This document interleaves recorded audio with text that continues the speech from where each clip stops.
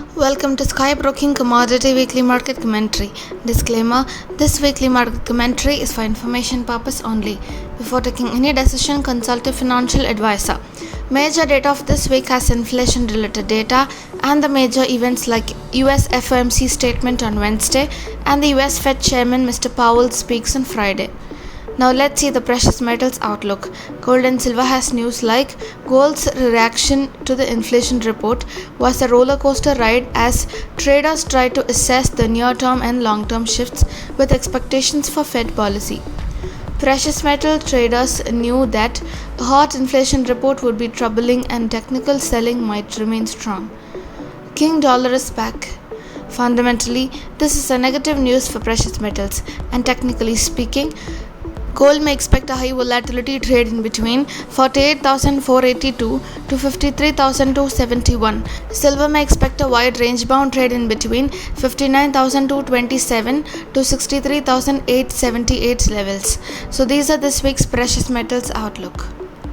Now let's see the energy outlook. First is crude oil. It has a news like crude prices are holding up despite new COVID lockdowns in China and after both a hot inflation report and abysmal consumer sentiment.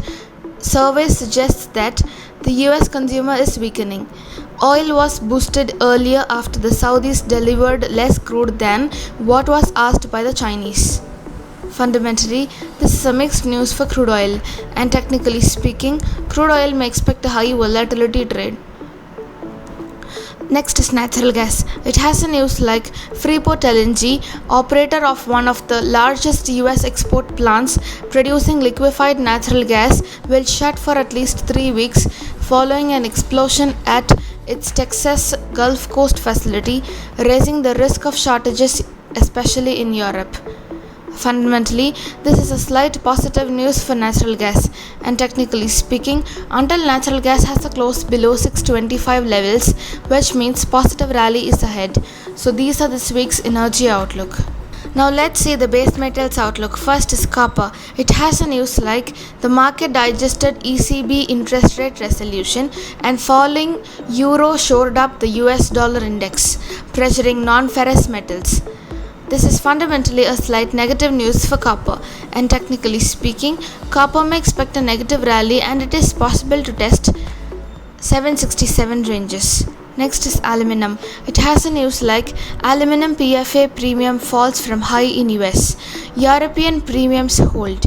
This is fundamentally a slight negative news for aluminum, and technically speaking, aluminum may expect a negative bias. Next is lead. It has news like downstream players purchased on rigid demand and the transactions remain flat. This is fundamentally a slight negative bias news for lead, and technically speaking, lead may expect a profit booking rally.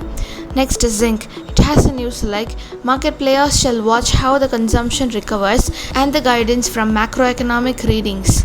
This is fundamentally a slight negative news for zinc, and technically speaking, zinc may expect a profit booking rally. Next is nickel. It has a news like the supply tightness of pure nickel eased to some extent, and the supply was even slightly sufficient against sluggish downstream demand. This is fundamentally a slight negative news for nickel, and technically speaking, nickel may expect a consolidation phase. So these are this week's Commodity Weekly Market Commentary. For account opening, click the link in the description box below. Thank you by Sky Broking.